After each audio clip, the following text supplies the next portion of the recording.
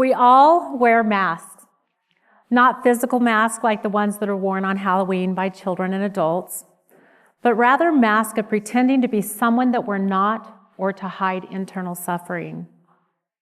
Would you agree that as humans, we all desperately want to be loved and accepted, and that one of our greatest fears is to be rejected? If so, it's no surprise why we wear the mask that we do. Now, there are times and situations where we may need to wear a mask. Take, for instance, a waitress. Imagine if she comes to your table and she's got a grumpy look on her face and she comes to serve you and starts to complain about her life. She probably would not keep her job very long. So this would be a very useful mask. However, the masks that I'm concerned about are the ones that are used to hide internal suffering, like anxiety, depression, or unfulfilled relationships. It's these masks that we think are having others love and accept us, when in fact, these masks are really causing us to be disconnected. It's kind of like two individuals wearing football helmets and trying to kiss. Yeah, it just doesn't work. But even beyond not working, these masks can have a devastating impact.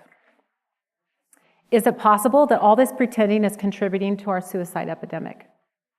800,000 lives are lost to suicide every single year. That is one precious life every 40 seconds. 12 in just the 8 minutes that I'll be speaking with you tonight. These are our children, our friends, our family, people that we desperately love. Last year, over the span of just 5 short months, 9 children at our very own Queen Creek High School lost their lives to suicide. And I had the opportunity to speak with one of the friends of one of these students. She described him as popular, funny, engaging. He was the all-star athlete. The day before he took his life, they were standing in the hallway and they were talking and they were laughing as though nothing were wrong.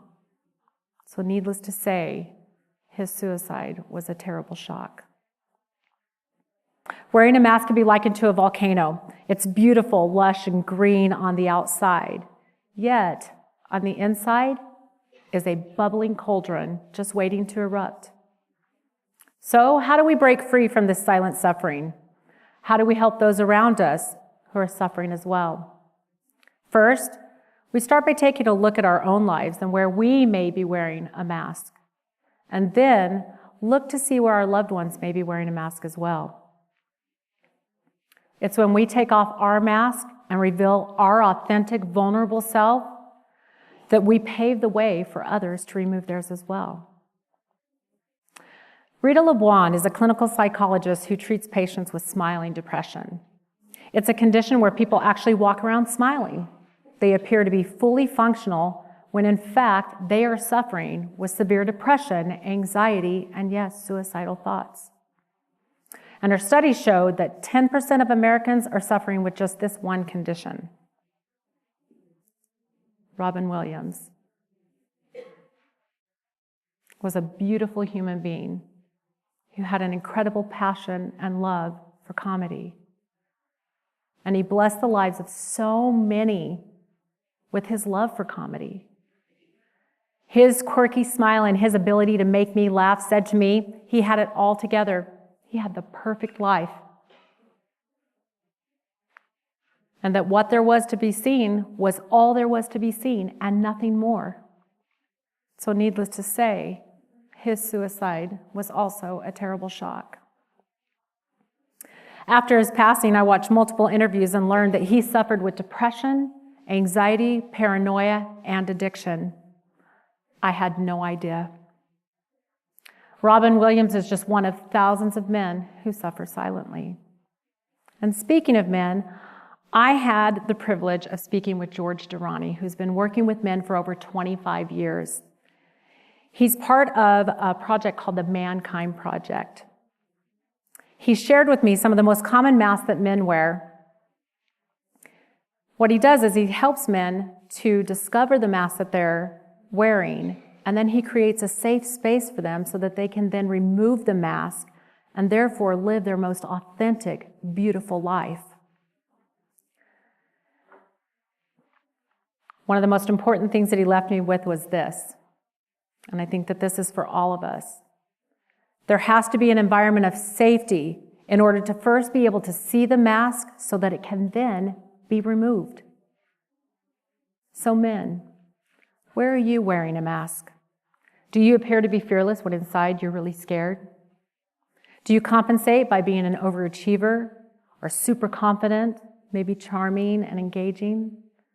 Do you wear the mask of the nice guy to hide an internal belief that you are unforgivable for acts that were done in your past? Or maybe you wear the tough guy mask. Pretty good at that, because as we're all taught, what? Boys don't cry.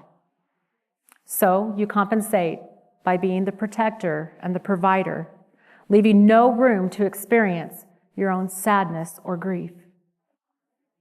Women, where do you wear a mask? Where are you pretending or even lying about what's really going on inside you? Is it with your spouse, your children, your family, your coworkers, your church groups?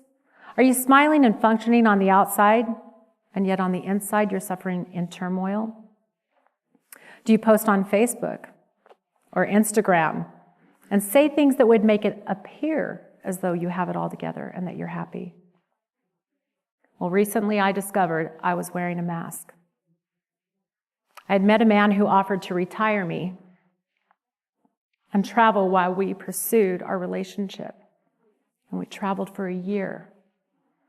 I posted hundreds and hundreds of pictures on Facebook, and I was smiling in every one. Yet underneath that smile, I was like a volcano waiting to erupt. I was filled with anxiety, depression, and crazily enough, sometimes wishing that I could just die. You see, I had left my teenage son to be raised by his sister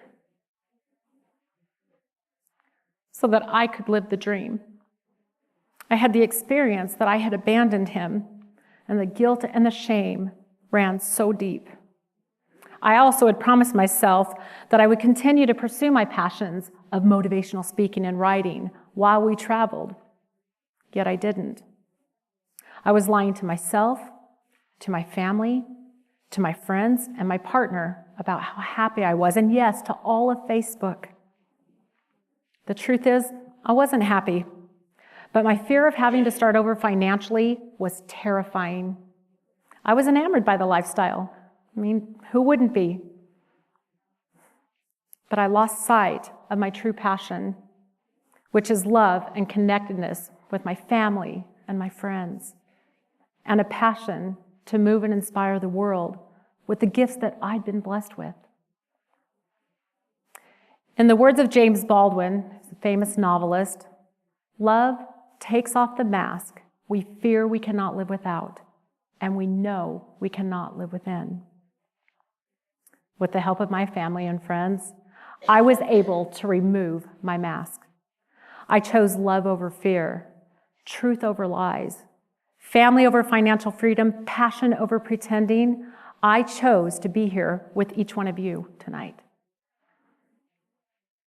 It took courage, and it hasn't been easy. But let me tell you, it has been absolutely worth it. In December of last year,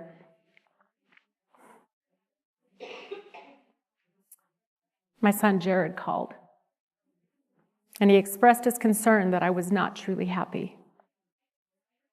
You see, he could actually see beyond the mask. He could see beyond the lies. And in his effort to support me, for his Christmas gift, he requested that I would make a list of all the things that I was passionate about.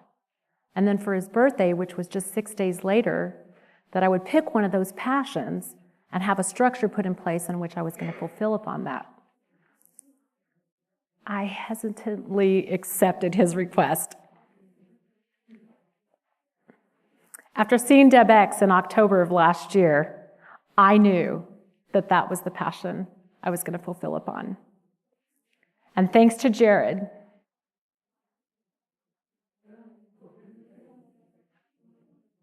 who looked beyond the lies and provided me with a safe space, I was able to remove my mask. And as a result, guess what? I get to stand before each of you today, fulfilling my passion to touch, move, and inspire others, and to end silent suffering. From the bottom of my heart, thank you, son, for loving me, for believing in me so much that I've been able to remove my mask and live my most authentic, beautiful life. So tonight, I invite each of you to be courageous, to be brutally honest with yourself about an area in your own personal life where you may be wearing a mask. And then share it with someone you love. That's the key. Share it with someone that you love. And then next, look to see where your loved ones may be wearing a mask as well. And then create a safe environment for them where you can assist them in removing their mask. How beautiful would that be? And maybe then we can live a life where we are truly at peace, not just surviving, but thriving. Thank you.